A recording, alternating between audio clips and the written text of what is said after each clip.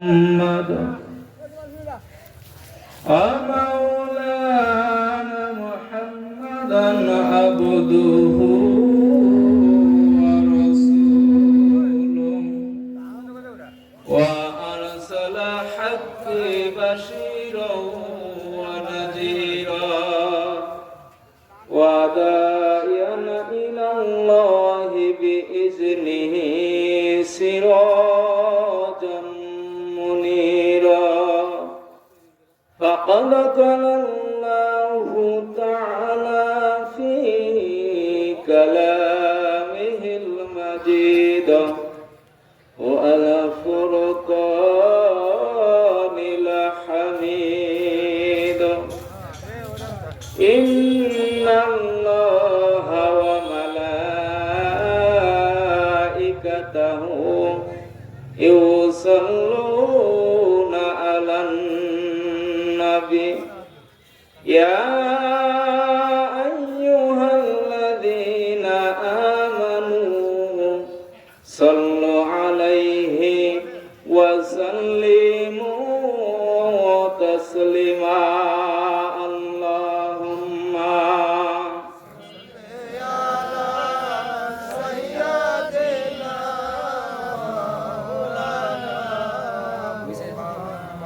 وعلى علي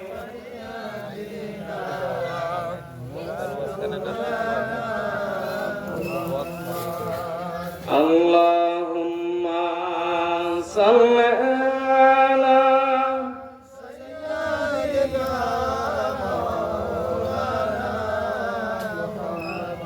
وعلى آل سيدنا مولانا محمد Medina Medina Ashiq রাসূলের ঠিকানা জোরে মদিনা মদিনা আশিক রাসূলের ঠিকানা আর আল্লাহর প্রিয় সাহাবী হযরত আবু বকর সিদ্দিক ভালোবেসে রইলেন পাশে ভালোবেসে রইলেন পাশে গিয়ে সোনার মদিনা মদিনা মদিনা আশিক রাসূলের ঠিকানা জোরে মদিনা মদিনা আশিক রাসূলের ঠিকানা আল্লাহুম্মা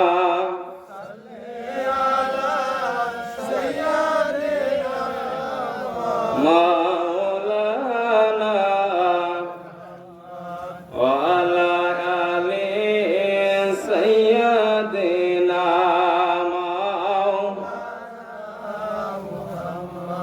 সোনার মদিনা আমার প্রাণের মদিনা সব কিছু তো ভোলা যাবে তোমায় ভুলব না সোনার মদিনায় আমার প্রাণের মদিনা সব কিছু তো ভোলা যাবে তোমায় ভুলব না ভুলব না ভুলব না ভুলতে পারি না সোনার মদিনায় আমার প্রাণের মদিনা সব কিছু তো ভোলা যাবে তোমায় ভুলব না সোনা ইমাম মালিকের বাড়ি ছিল মক্কায় নবীর প্রেমে ছুটে এলেন মদিনায় আল্লাহর নবীর প্রেমে ইমাম মালিক মদিনায় ছুটে এলেন দরদের যুবকেরা রে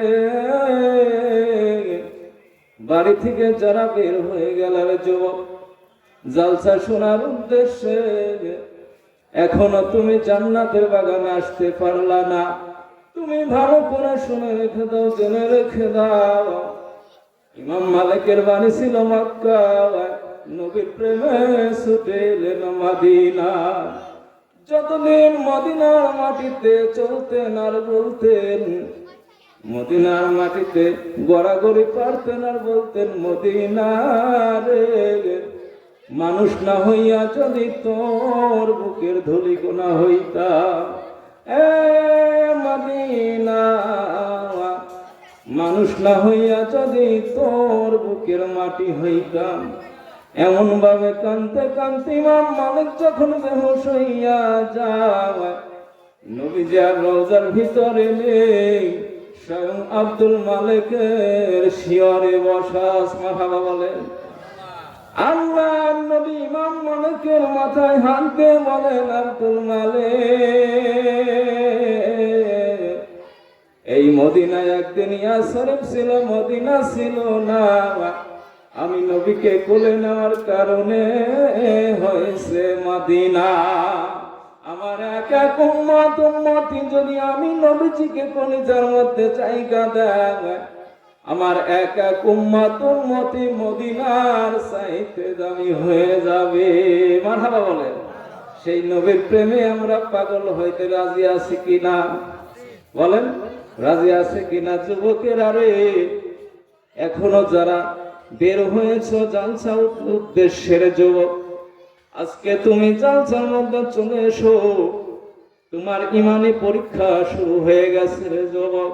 এই নবীর প্রেম যদি অন্তরে থাকে, ইয়াউমাল কিয়ামতের দিন যদি তুমি নবীর শাফাআত পাইতে চাও, তাহলে অবশ্যই তুমি এই জান্নাতের বাগানে চলে আসো। মারহাবা। তাহলে আসার দরকার আছে না নাই? আছে না? এই জন্য আমরা আজকে এখানে অনেক পরিশ্রম করে, অনেক কষ্ট করে যুব সমাজ মিলে যে আয়োজনটা করেছে, খুব ভালো লাগছে, তাই না? চোখ রাঙানো বিষয়, খুবই সুন্দর করেছে। কিন্তু আসলে খালি করলাম আর মানলাম না, তাইলে কিন্তু হবে না। তাইলে কিন্তু হবে। এখানে যুব সমাজ কর্তৃক আয়োজিত, এখানে তো যুবকের দেখতেই ছিল। তাহলে যুবকরা জালসা পেয়েছে জালসা শোনার জন্য না দোকানপাটে ঘুরে বেড়ানোর জন্য? বলেন। হ্যাঁ, জালসা পেয়েছে জালসা শোনার জন্য না? এই জন্য আমি বলি, নবীর চরণেতে সারা জীবন আমি থাকব। সবাই বলেন, হাত উঠা বলেন, নবীর চরণেতে সারা জীবন আমি থাকব। ভালোবেসে নবীজিকে, ভালোবেসে নবীজিকে বুকের মাঝে ধরে রাখব। নবীর চরণেতে সারা জীবন আমি থাকব। মিলাদে কিয়ামে দরুদ সালামে, মিলাদ কিয়ামে দরুদ সালামে নবীজিকে খুশি করব। নবীর চরণেতে সারা জীবন আমি থাকব। আল্লাহুম্মা ইমানের শান পেতে হলে যাইতে হবে মদিনায়। ইমানের শান পেতে হলে যাইতে হবে মদিনায়। আল্লাহুম্মা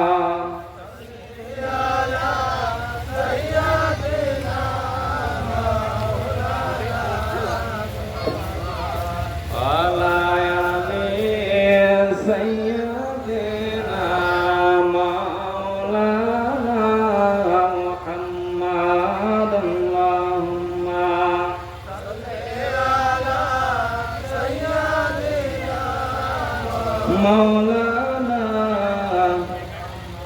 وعلى علي سيدنا نبينا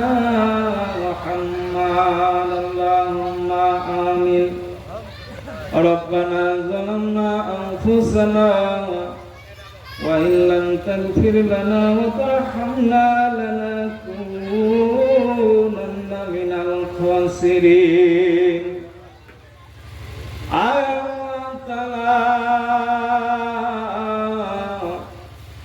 মথুরাপুর কেন্দ্রীয় জামে মসজিদ কর্তৃক আয়োজিত আল্লাহ তাফসীরুল কুরআন মাহফিলে আসর থেকে নিয়ে শুরু করে এখন পর্যন্ত আরো অনেক রাত হবে। কোরআন হাদিসের আলোচনা করা হচ্ছে। আয় আল্লাহ তাআলা ভুল ত্রুটি ক্ষমা করে দিয়ে সবটুকু তাজদারে মদিনা রাসূল পাক সাল্লাল্লাহু আলাইহি ওয়াসাল্লামের পাক রওজা পৌঁছাইয়া দাও।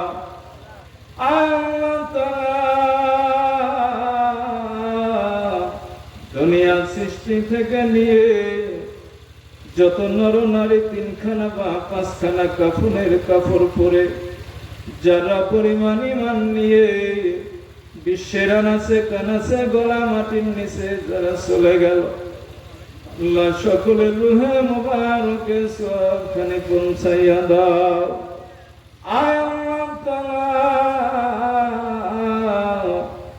আমরা যারা হাত তুলেছি আমাদের অনেকের আব্বা দুনিয়া ছেড়ে চলে গেছে, অনেকের মা দুনিয়া ছেড়ে চলে গেছে। আল্লাহ তাআলা অনেকের মা বাবা দুজনই দুনিয়া ছেড়ে চলে গেছে। আল্লাহ তাআলা আমরা সন্তান যারা দুনিয়ায় বেঁচে আছে, সন্তান যদি বিপদে পড়ে যায়, বাবা যদি বৃদ্ধ হয়ে যায়, বাবার কানে সংবাদ যাওয়ার সঙ্গে সঙ্গে দৌড়ে সন্তানের পাশে এসে দাঁড়িয়ে মাথায় হাত দিয়ে বলে, বাবা আমি তোমার আব্বা চলে এসেছি, তোমার আর কোনো ভয় নেই। এই দরদে আব্বা আমরা যারা হারিয়ে ফেলেছি, আল্লাহ দয়া করে আব্বার কবরকে জান্নাতের বাগান বানাইয়া দাও।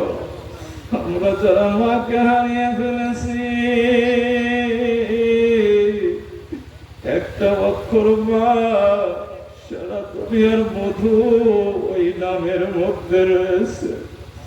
রাত যত গভীর হয়ে যায়, সকলের দরজা বন্ধ হয়ে যায়, মায়ের দরজা বন্ধ হয় না। গভীর রাতে সন্তান যখন এসে বলে,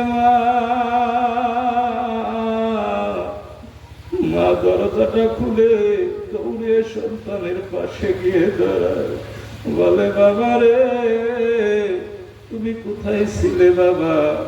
তোমার চিন্তায় আমার চোখে ঘুম আসে না। তুমি কি খাইছো বাবা? এই জন্য আমি এখনো বসে আছি, আমি এখনো তোমার জন্য খাই নাই। আহারে বলার লোকটা আমরা হারিয়ে ফেলেছি। আল্লাহ দয়া করে আমাদের যাদের মা মারা গেছে কবরের আযাব মাফ করে দিয়ে কবরগুলো জান্নাতের বাগান বানাইয়া দাও। আল্লাহ ও আল্লাহ গো, বড়ই পাতার গরম জানে শুয়াইয়া মশারির তলে গো, চার কান্দে কইরা, চার জনে চার কান্দে কইরা, আমার নিবে আপন বাড়ি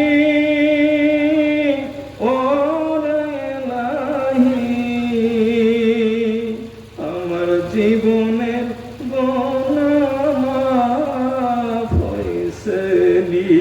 আল্লাহ আমাদের জীবনে আমরা যা গুনাহ করেছি জীবনের গুনাহগুলো মাফ করে দাও। আল্লাহ আল্লাহ আমরা যারা হাত তুলেছি, যারা বিপদে মুসিবতে পড়ে আছে, বিপদ থেকে মুসিবত থেকে আমাদেরকে মুক্তি দিয়ে দাও। আল্লাহ আল্লাহ আমাদের মা বাবা যারা বেঁচে আছেন হায়াত তয়্যিবা শারীরিক সুস্থতা দান করে দাও।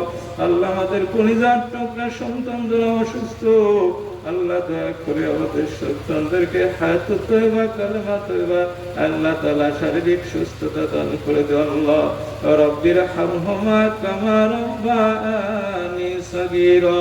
সুবহানা রাব্বিকা রাব্বিল ইজ্জাতি আম্মা ইয়াসিফুন ওয়াস সালামুন আলাল মুরসালিন ওয়ালহামদুলিল্লাহি রাব্বিল আলামিন ওয়া হাক্কি লা ইলাহা ইল্লাল্লাহু মুহাম্মাদুর রাসূলুল্লাহ সাল্লাল্লাহু আলাইহি ওয়াসাল্লাম। সকলে একটু জিকির করে লা ইলাহা। আমি সূরা ইমরান থেকে নিয়ে তেলাওয়াত করব এবং আলোচনা করব। আশা করি আপনারা আলোচনা শুনবেন। আল্লাহ যেন আমাকে বলার তৌফিক দান করে, সকলে বলেন আমিন। মহান আল্লাহ কুরআনুল কারীমে সুন্দর করে ঘোষণা করে দিয়ে বললেন, কুলিল্লাহুম্মা মালিকাল মুলকি তুতিল মুলকা মান তাশা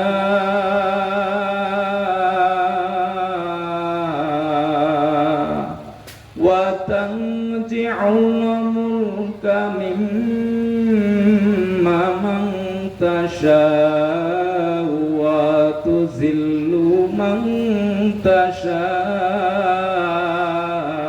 تشاء الله أكبر بيدك الخير إنك على كل شيء قدير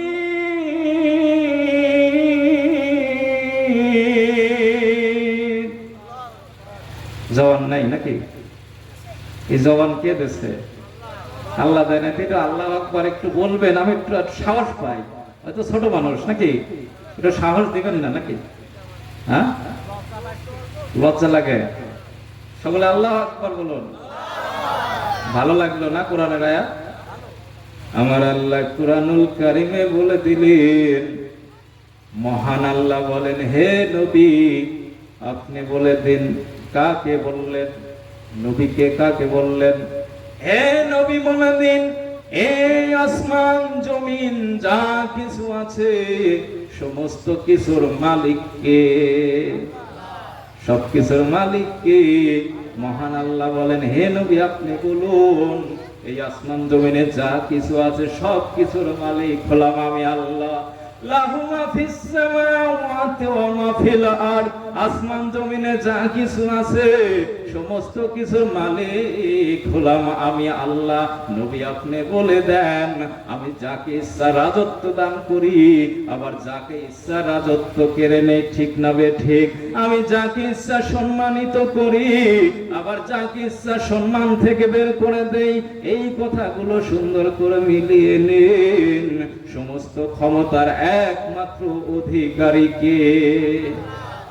আল্লাহ যাকে ইচ্ছা ক্ষমতা দেন, আবার যাকে ইচ্ছা ক্ষমতা থেকে কেড়ে নেন।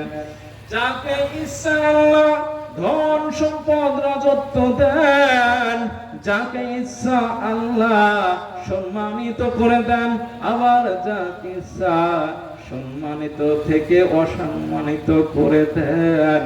আর আল্লাহ রাব্বুল আলামিন বলেন, ইচ্ছা করে আর আপনার হাতেই, আল্লাহ বলেন আর আমার হাতেই রয়েছে সমস্ত কল্যাণ। সুবহানাল্লাহ। ইন্নাল্লাহা আলা কুল্লি শাইইন কাদির।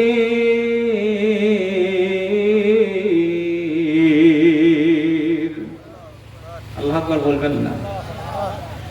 আল্লাহ বলেন, নিশ্চয় সমস্ত শক্তি, সর্ব বিষয়ের সমস্ত শক্তির মালিক হলাম আমি আল্লাহ। সুবহানাল্লাহ। সমস্ত শক্তির মালিক কে? তাহলে আমি আপনার ক্ষমতা আছে? হ্যাঁ, আল্লাহর হুকুমেই সবকিছু হয়, আল্লাহর হুকুমেই আবার সবকিছু নষ্ট হয়ে যায়। আল্লাহ বলেন, দুইটা অক্ষরের মালিক আমি। যদি বলি কোন, সঙ্গে সঙ্গে হয়ে যায়।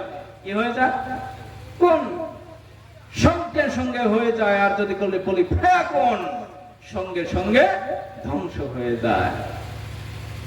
মিলিয়ে নেন, মুসা নবীকে তারা করলো ফিরাউন। কাকে তারা করলো?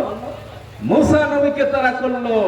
মুসা নবী নীল নদে চলে গেল, একেবারে চারিদিকে শত্রু, সামনে নদী। মুসার ঈমান ছিল, কি ছিল? ঈমান ছিল। মুসার সহযোগী সহপাঠীরা বলতেছে, হুজুর আমরা তো পাকড়াও হয়ে গেলাম, তিন দিকে ফিরাউন সশস্ত্র বাহিনী অস্ত্র শস্ত্র নিয়ে আমাদেরকে ধাওয়া করছে, সামনে নীল নদ, এখন উপায়? মুসা বলল, আরে বেটা ধৈর্য ধরো, সুবহানাল্লাহ বলেন, নিশ্চয়ই আমার আল্লাহ একটা ব্যবস্থা করে দেবেন। আল্লাহর উপর ভরসা রেখেছিল। আল্লাহ বলল, মুসা তোমার হাতে কি? বলল, লাঠি। তুমি নদীতে আঘাত করো। আঘাত করার সঙ্গে সঙ্গে রাস্তা হয়ে গেল। সুবহানাল্লাহ। আপনারা গেছিলেন ওই রাস্তা করতে? কোন মিস্ত্রি লাগেছে? হ্যাঁ, কোন কন্ট্রাক্টর লাগেছে? ইট বালু সিমেন্ট কিছু লাগেছে? লাগে নাই। এটা বিশ্বাস রাখতে হবে যে আল্লাহ রাব্বুল আলামিন ইচ্ছা করলে ক্ষমতা দিতে পারেন, ইচ্ছা করলে ক্ষমতা কেড়ে নিতে পারেন। ঠিক না ঠিক? তাহলে দেখেন, আমার আল্লাহর পাওয়ার হচ্ছে সবচাইতে বেশি। এই পৃথিবীতে আমি আপনি যতই বলে আমি ক্ষমতাবান হয়ে গেছি, আসলে আল্লাহর কাছে আমি কিছুই না। আল্লাহ যদি আমাকে ধ্বংস করে দেয়, সঙ্গে সঙ্গে আমি ধ্বংস হয়ে যাব। আমার আল্লাহ বলেন, তুলিজুল লাইলা ফিন-নাহারি ওয়া তুলিজুন নাহারা ফিল-লাইলি ওয়া তুখরিজুল হাইয়্যা মিনাল মাইয়িতি ওয়া তুখরিজুল মাইয়িতা মিনাল হাইয়্যি ওয়া তারযুকু মান তাশাউ বিগাইরি হিসাব।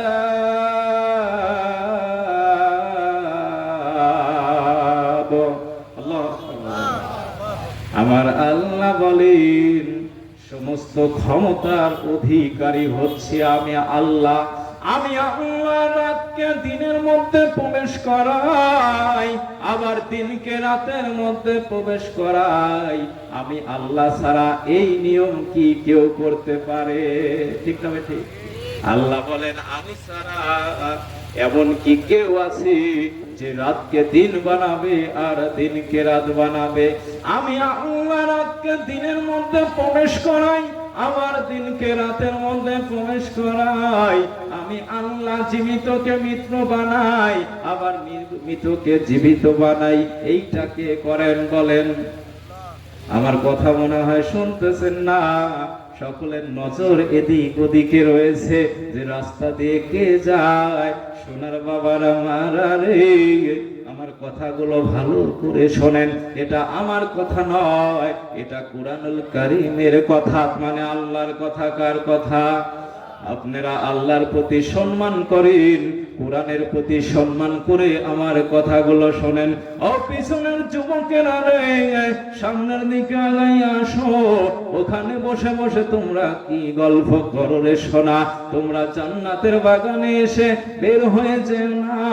জান্নাত এমন একটা জায়গা, ইয়াউমাল কিয়ামতের দিন এই জান্নাতে যাওয়ার জন্য মানুষের সমস্ত জীবনের সমস্ত যা কিছু আয় করেছিল, সবকিছুর বিনিময়েও জান্নাতে যাওয়া যাবে না।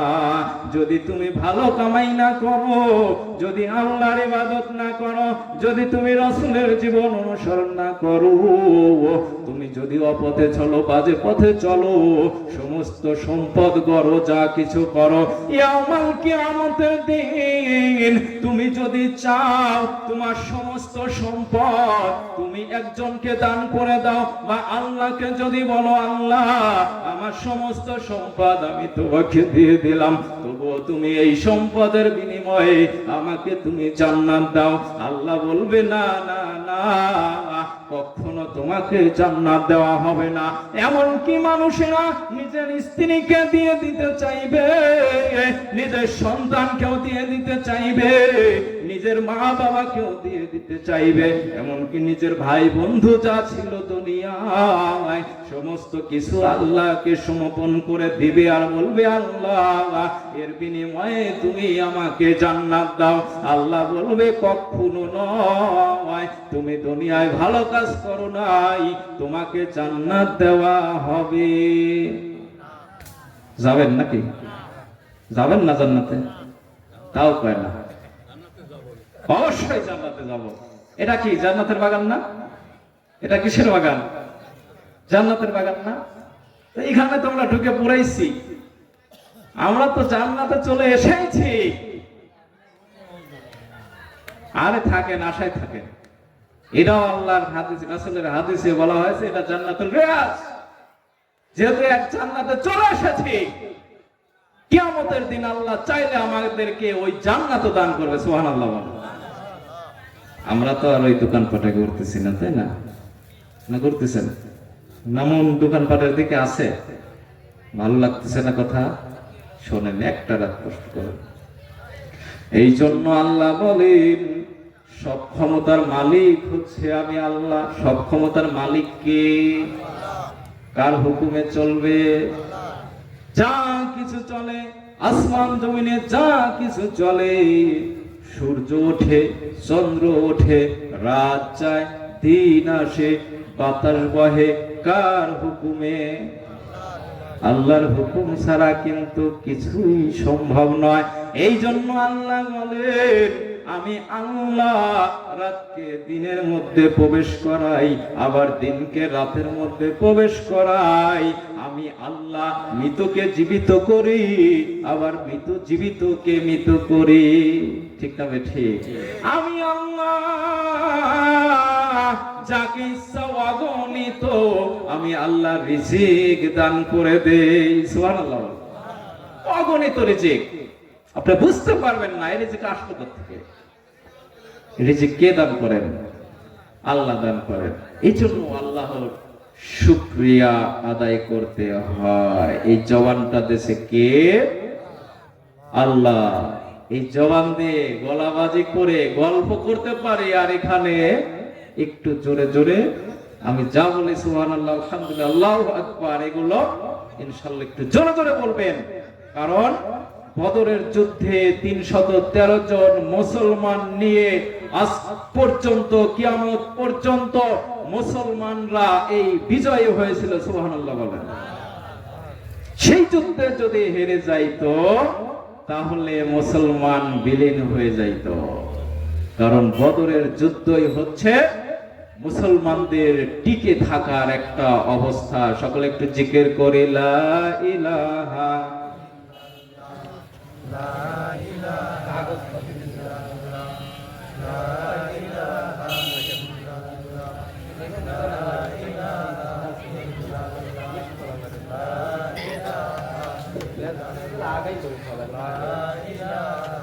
ইল্লাল্লাহ, জোরে লা ইলাহা। ভাইজান ভালো লাগে শুধু ইল্লাল্লাহ, লা ইলাহা। রোজ বিহনে একটা পাখি আল্লাহ আল্লাহ ডাকি, রোজ বিহনে একটা পাখি আল্লাহ আল্লাহ ডাকে। সেই পাখিটার গানে গানে হৃদয় দুলতে থাকে। লা ইলাহা, আজরে লা ইলাহা, আয়াবার লা ইলাহা, লা ইলাহা ইল্লাল্লাহু মুহাম্মাদুর রাসূলুল্লাহ। সকলেই পড়েন সাল্লাল্লাহু আলাইহি ওয়াসাল্লাম। আমার আল্লাহ কোরআনুল কারীমে সুন্দর করে ঘোষণা দিয়ে বললেন ইয়া আইয়ুহাল্লাযীনা আমানু লা তুলহিকুম আমওয়ালুকুম ওয়ালা আন যিকরিল্লাহ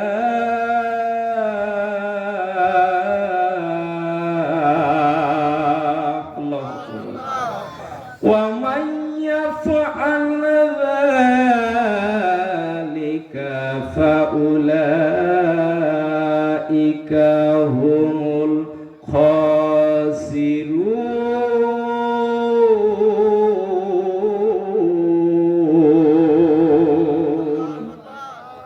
আমার আল্লাহ ঘোষণা দিয়ে বলেন, হে ঈমানদারগণ, তোমাদের সম্পদ ও সন্তান যেন তোমাদেরকে আল্লাহর স্মরণ থেকে বিরত অমনোযোগী না করে। আমার আল্লাহ বলেন, কে বলেন? আমার আল্লাহ বলেন, দুনিয়ার সম্পদ আর সন্তান যেন আল্লাহর স্মরণ থেকে তোমাকে অমনোযোগী না করে। আর যারা আল্লাহকে সন্তান এবং সম্পদের জন্য আল্লাহকে যারা ভুলে যাবে, তাদের জন্য রয়েছে কঠিন হতাশা, তাদের জন্য রয়েছে কঠিন হতাশা। তারা খুব ক্ষতিগ্রস্ত হয়ে যাবে। কি হয়ে যাবে রে বাবা? ক্ষতিগ্রস্ত হয়ে যাবে। আমার আল্লাহ বলে, দুনিয়ার মানুষেরা রে, তোমরা যদি দুনিয়ার সম্পদ এবং সন্তানকে আমি আল্লাহর চাইতে বেশি ভালোবাসো, তাহলে অবশ্যই তোমরা ক্ষতিগ্রস্ত হয়ে যাবে। আল্লাহর নবী বলেন, এই দুনিয়াটা হচ্ছে ক্ষণস্থায়ী, আখিরাতটা হচ্ছে চিরস্থায়ী। এই দুনিয়াতে জন্ম নিলে সারা জীবন থাকতে পারবা না বাবা। আজকে তুমি সন্তানের জন্য আল্লাহকে ভুলে যাও, আজকে তুমি সম্পদের জন্য আল্লাহকে ভুলে যাও। তুমি কি জানো কত কষ্ট করে তুমি সন্তানকে মানুষ করতেছ? এই সন্তান কিন্তু ইয়াউমাল কিয়ামতের দিন তোমার বিরুদ্ধে আল্লাহর দরবারে আদালতে তোমার বিরুদ্ধে অভিযোগ পেশ করবে। বলবে, আল্লাহ, আমার বাবা আমাকে ভালো শিক্ষা দেয় নাই, নামাজের কথা বলে নাই, আজকে টাকা ছিল হজ করেছে, সে জান্নাতে যাবে, আমি সন্তান তাকে জান্নাতে যেতে দেব না, কারণ সে আমাকে নামাজ পড়ার কথা বলে নাই। আজকে তুমি সন্তানকে কত ভালোবাসো, সন্তানের জন্য তুমি নিজে খাও না রে বাবারা। ও বাবা, সন্তানের অসুখ হইলে তুমি রাত জেগে জেগে বসে থাকো, কিন্তু মনে রেখো এই সন্তান কিন্তু তোমাকে জান্নাতে যেতে দিবে না। কারণ আমার আল্লাহ বলেন, ইয়া আইয়ুহাল্লাযীনা আমানু কু আনফুসাকুম ওয়া আহলিকুম নার। বলেন, হে ঈমানদারগণ, তুমি আগে নিজে জাহান্নামের আগুন থেকে বাঁচো, তারপরে তোমার সন্তান সন্তানাদি আহলে বায়াতকে জাহান্নামের আগুন থেকে বাঁচাও। নিজে যদি না বাঁচো তাহলে পরিবারের অবস্থা কি হবে? এই জন্য ঈমানদার ব্যক্তিকে বলা হয়েছে। কাকে বলা হয়েছে? তুমি হজ করলা, তুমি মসজিদে এসে নামাজ পড়লা, তোমার আদরের সন্তান ঘুমিয়ে আছে, তুমি বলতে পারো না বাবা ওঠো আমার সঙ্গে নামাজে চলো।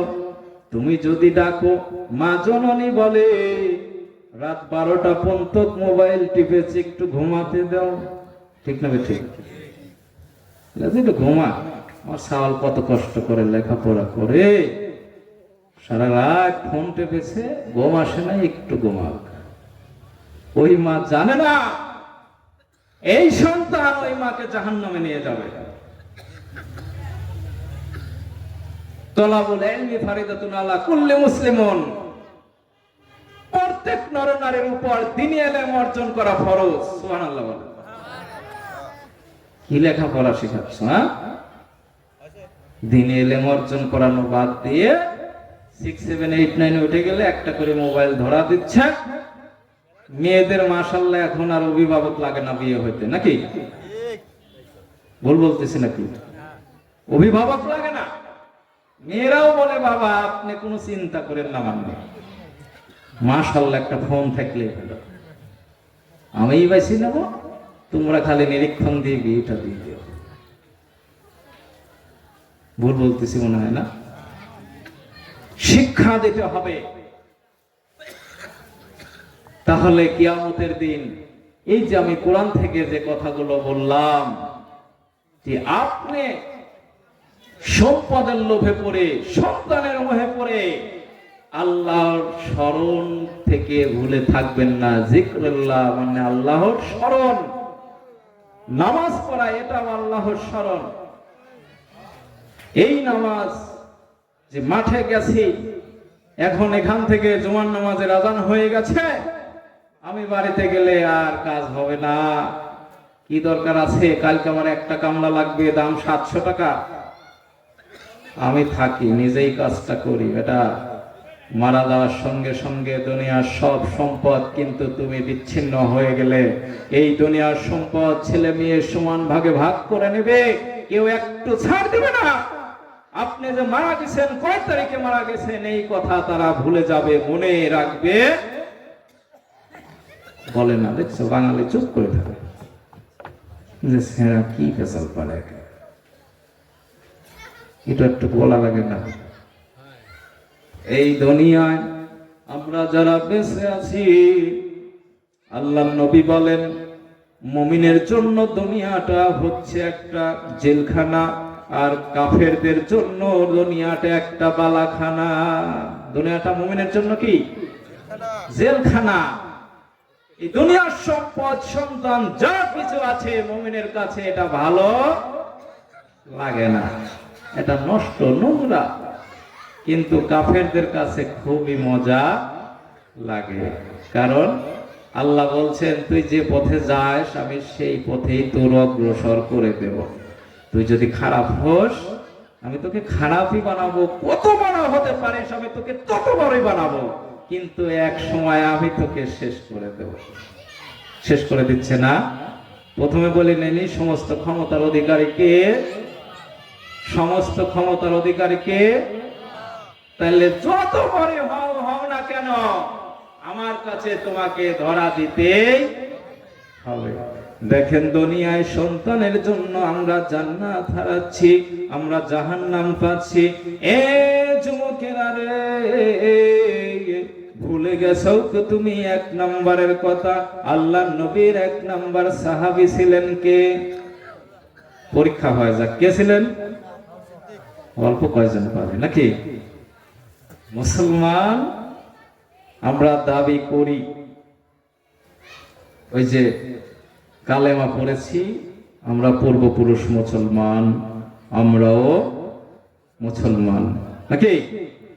ওই যে এখানে যে স্যাররা বসে আছেন, আসলে বলি আমি ধর্মীয় টিচার একটা স্কুলে আছি, তো এই সরাসরি হাদিসে আছে যারা নামাজ পড়লো না সে মুসলমান না।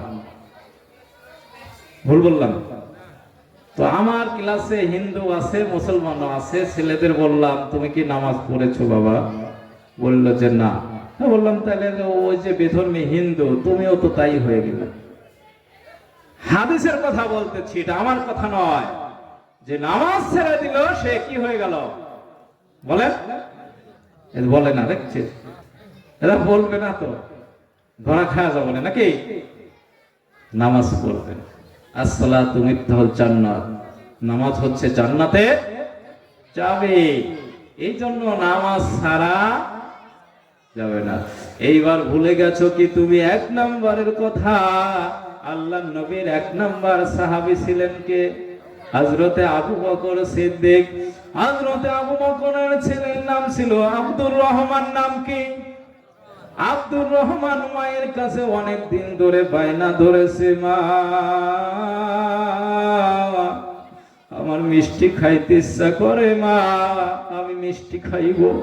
আব্দুর রহমানের মা বলে ছেলে রে, আমার কলিজার টুকরা বাবা, তোমার বাবা এমন সংসার করে, আমি তোমার বাবার সংসার থেকে একটা টাকা নিজে তোমাকে যে মিষ্টি কিনে দেব সেই সম্পদ আমি পাই না। তাবুকের যুদ্ধের ঘটনা কি আপনারা জানেন?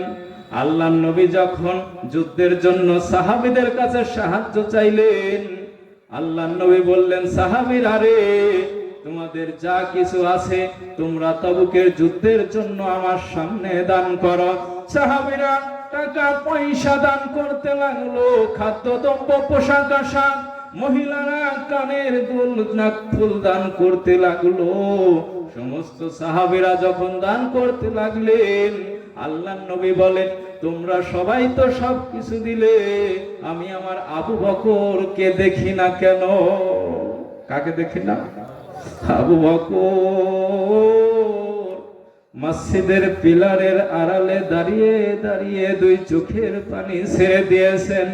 আল্লাহর নবী আবু বকরকে ডাকেন, আবু বকর পিলারের আবদালে পালিয়ে চোখের পানি দিয়ে ছেড়ে দিয়ে কান্দে। আল্লাহর নবী বলেন, আবু বকর তুমি আমার সামনে চলে আসো বাবা। আবু বকর দুই চোখের পানি ছেড়ে দেয়। আল্লাহর নবী মুস্কি মুস্কি হেসে দেয়। আল্লাহর নবী বলে, আবু বকর রে, তোমার হাতে ওটা কি আবু বকর? আমার হাতে দাও দাও দাও। আল্লাহর নবীর হাতে আবু বকর যখন দিয়ে দিলেন, আল্লাহর নবীর পুটুলিটা খুলে ওই এক গাদির উপরে ঢেলে দিলেন। দেখতে পেলেন কিছুটা দিরহাম রয়েছে, আর কিছু জব রয়েছে, আটা রয়েছে। আল্লাহর নবী বলেন, আজকের দানটা আল্লাহর কাছে সবচাইতে বেশি খুশি আর রাজি হয়ে গেল। আমার আবু বকর যে দান করলো, এই দানের জন্য আমার আল্লাহ সবচাইতে বেশি খুশি হয়ে গেল। আসতেই বলেন, আবার ওরা শুনবে।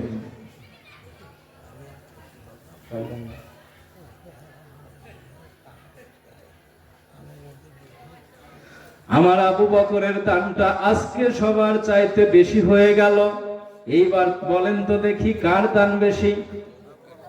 ওমর রাদিয়াল্লাহু তাআলা আনহু মনে মনে ভাবেন, আমি এত কিছু দান করলাম, আর আবু বকর সামান্য কিছু দান করলো, তাহলে আবু বকরের দান কেন বেশি হলো? ওসমান মনে মনে ভাবেন, আমি এত দান করলাম। আলী মনে মনে ভাবেন, আমি এত দান করলাম। আল্লাহর নবী বলেন, এ সাহাবীরা রে, তোমরা কি বলো? তোমরা কানাকানি কেন করো? আমি রাসূল বলতেছি, আবু বকরের দান কেন বেশি হয়েছে? আবু বকরের দান কেন বেশি হয়েছে? আজকে তোমরা শুনে রেখে দাও।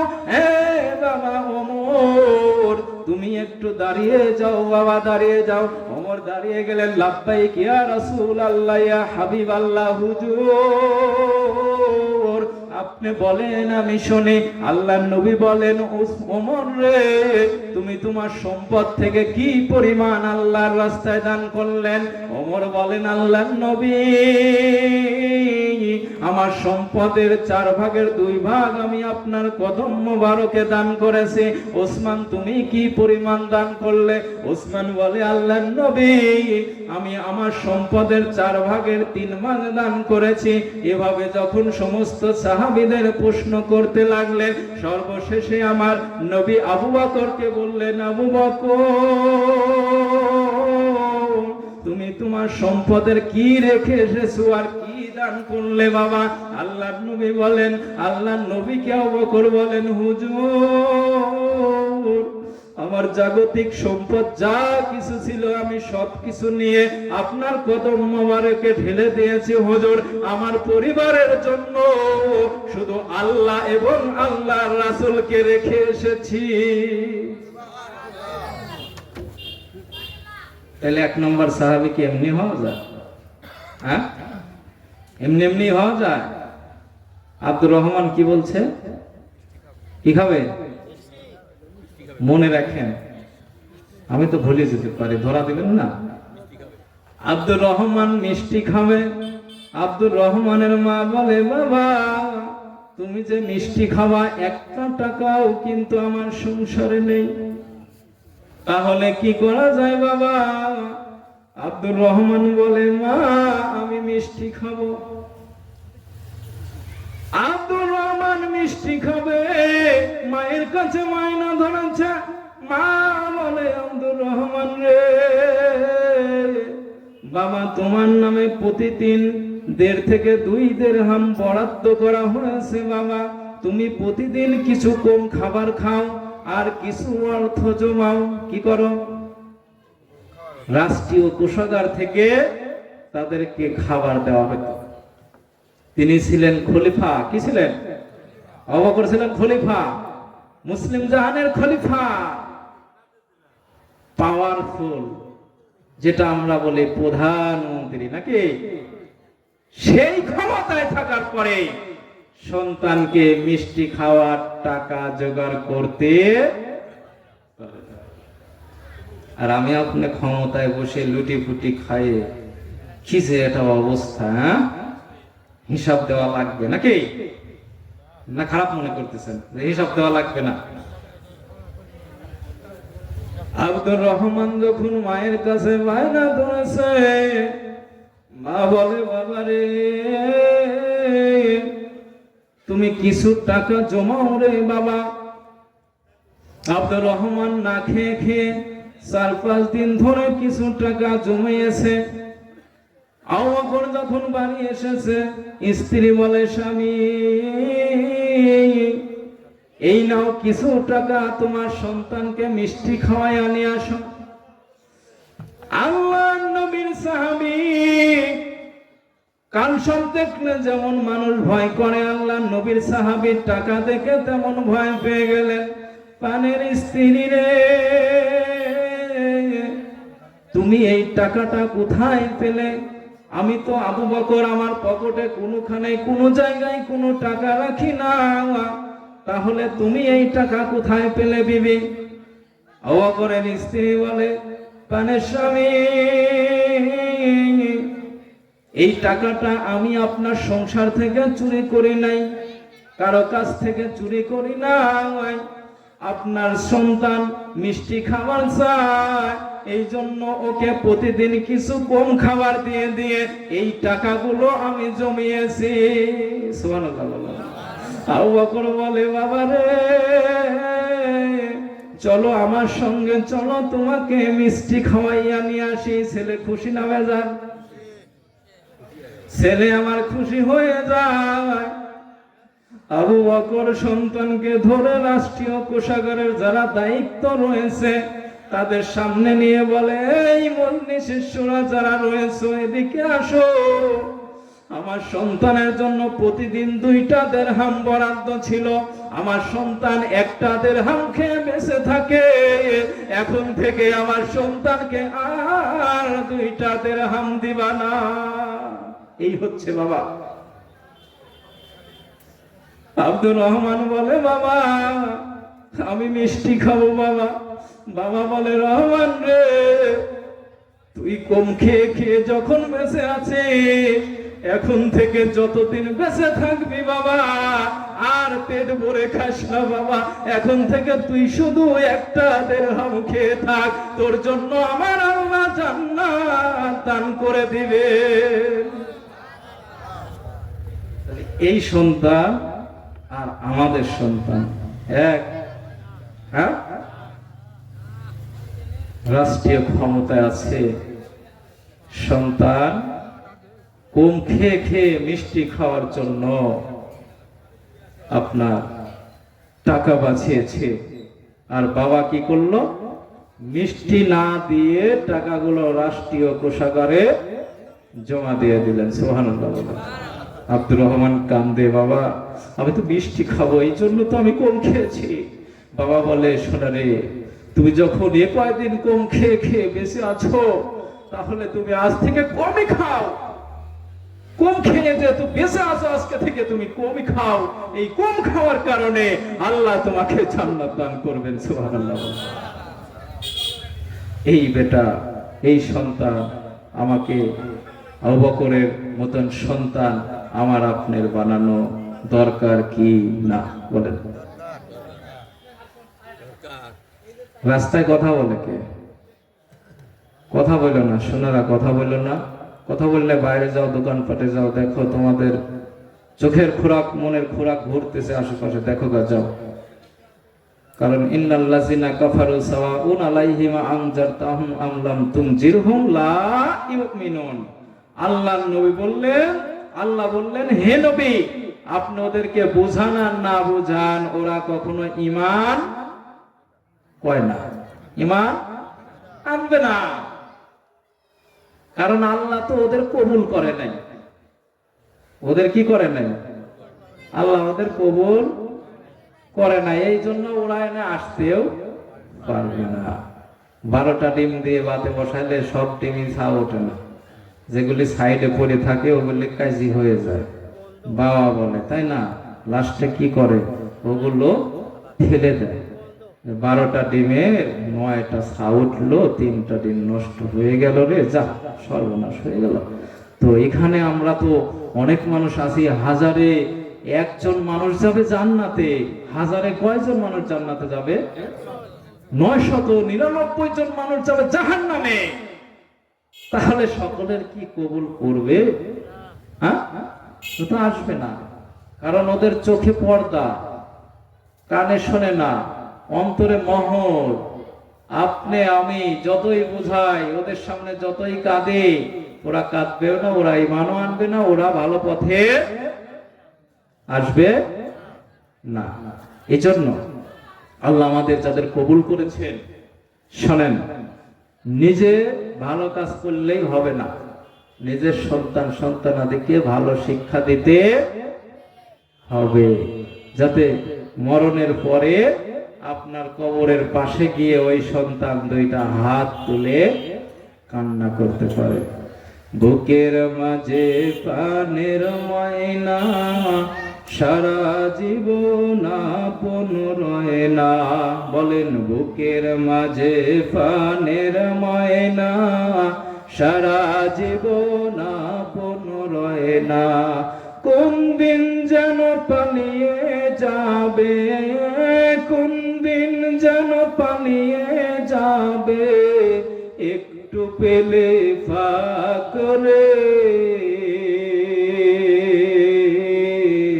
গোরস্থানে একটু মাটির বায়না করে রাখ রে, গোরস্থানে একটু মাটির বায়না করে রাখ রে। গোরস্থানে যাবেন না?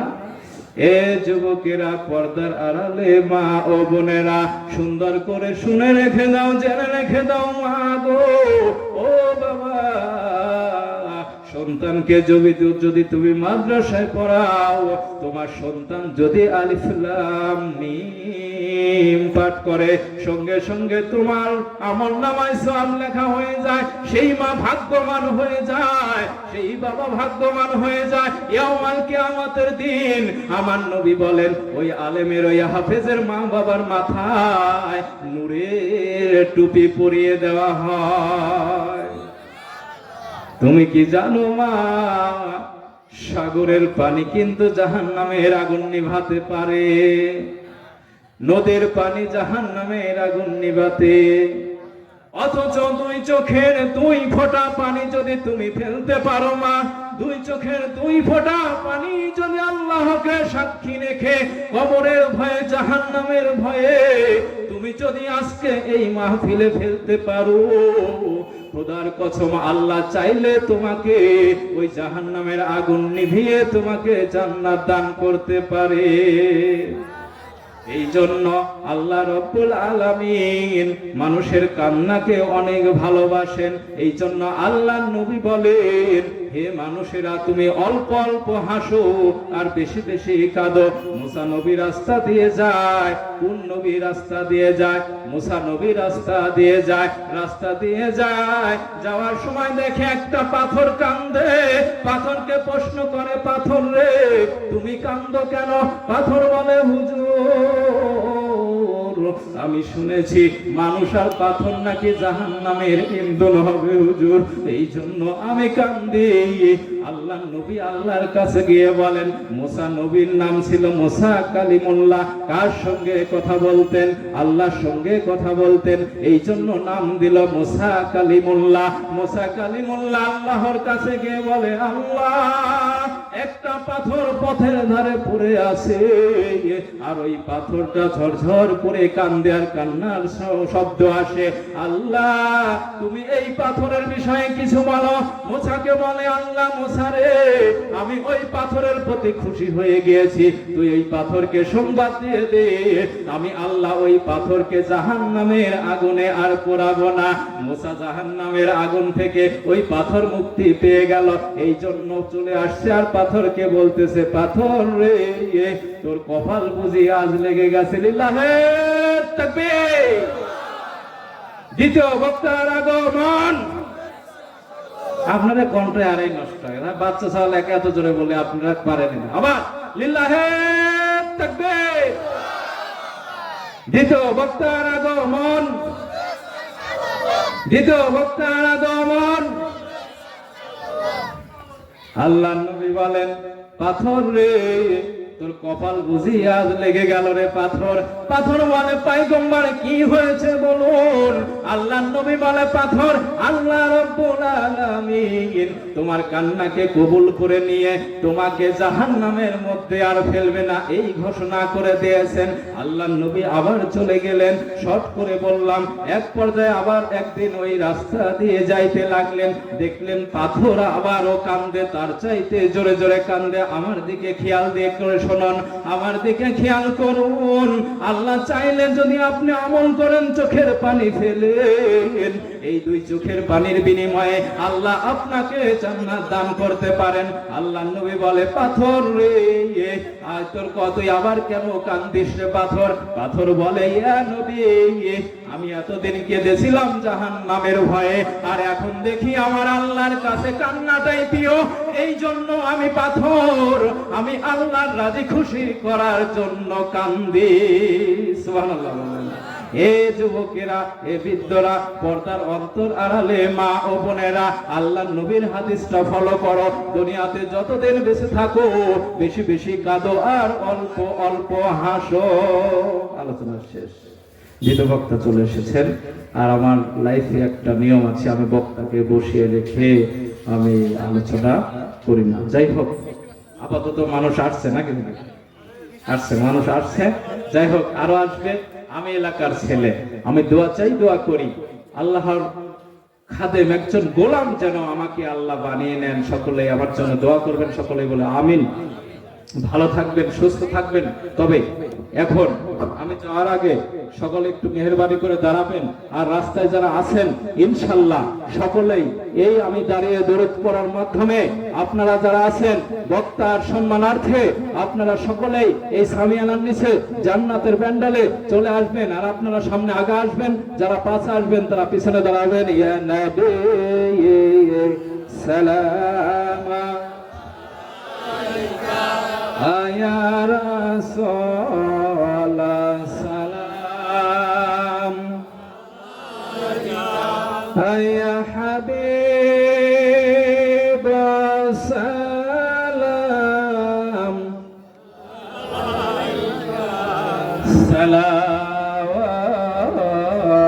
সালাওয়াতুল্লাহ ইয়া রাসূল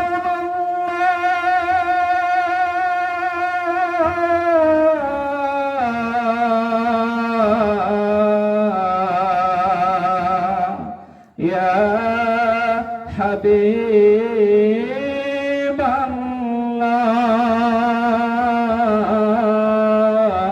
ইয়া নবী আপনি মদিনাতে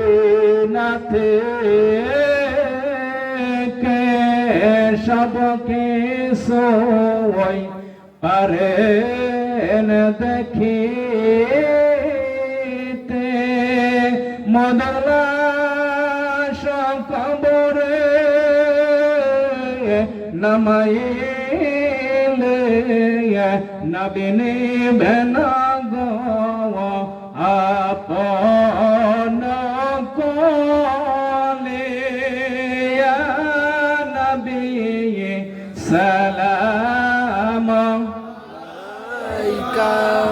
আয়া রাসূল সালাম ইয়া হাবিব সালাম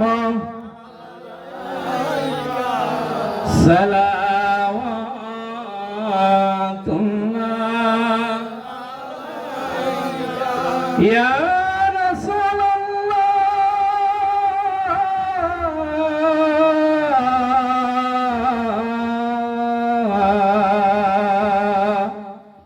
ইয়া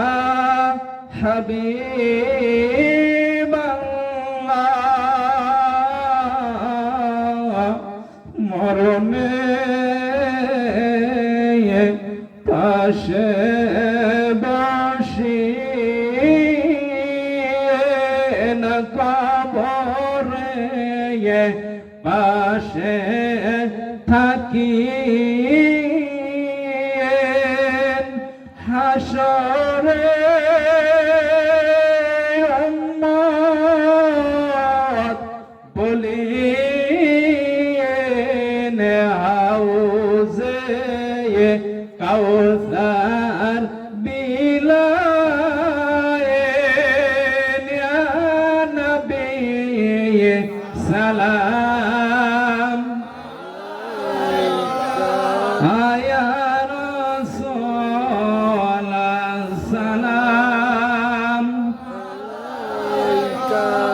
يا حبيب سلام عليك وصلوات الله عليك বসে পড়েন সকলে নিজ নিজ জায়গায় বসে পড়েন যাই হোক ভুল ত্রুটি ক্ষমা করবেন ভালো থাকবেন সুস্থ থাকবেন আজকের মতন এই পর্যায়ে আমি আপনাদের থেকে এখান থেকে বিদায় নিচ্ছি আসসালামু আলাইকুম ওয়া রাহমাতুল্লাহি ওয়া বারাকাতুহু